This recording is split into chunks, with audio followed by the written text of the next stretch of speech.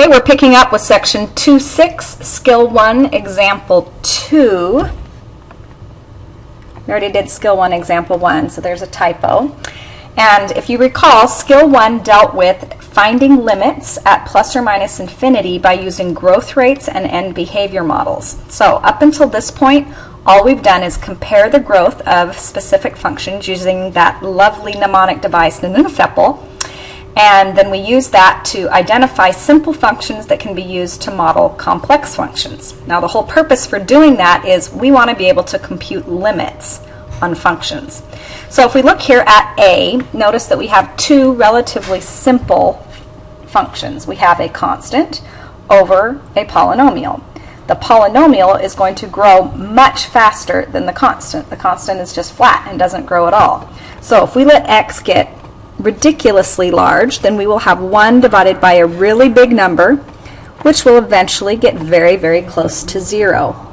If we look at part B, we can see that we have a complex quadratic over a complex cubic. And neither of them will factor very readily, so it's kind of hard to simplify this expression.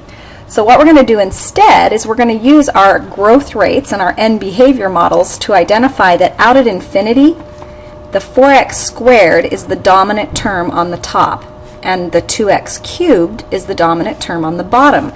So we can virtually ignore the remaining terms because they contribute very little to the output of the function the further out to the right you go.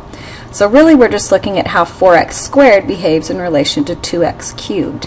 If you reduce that, we end up with a limit as x approaches infinity of 2 over x. Again, let x get really big over time and we'd end up with something getting very close to 0. Our next two examples deal with the same function. On one side we're trying to approach infinity, and on the other we're trying to approach negative infinity.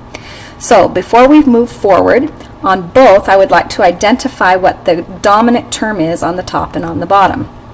Since there's only one term on the top, we can see that its dominant term is going to be the x. On the bottom, as x gets really large, this 1 will cease to matter. So we'll be left with essentially a square root of x squared.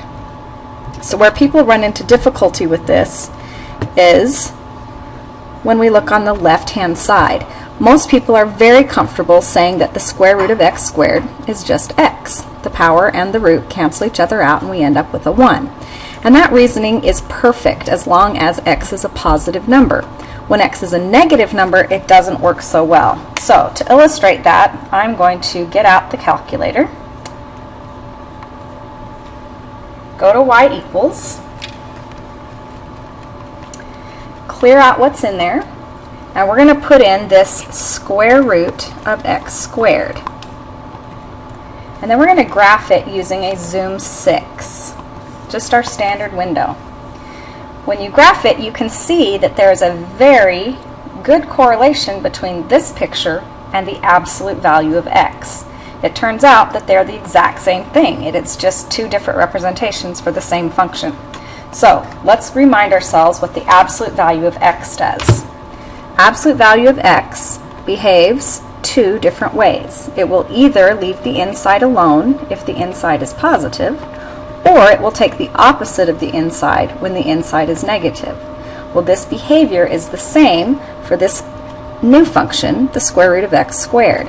So if we look here at this limit, the top will still be dominated by that x, but on the bottom, when I replace the square root of x squared with its equivalent on the left side of the graph, we would get the opposite of that negative number that we're putting inside.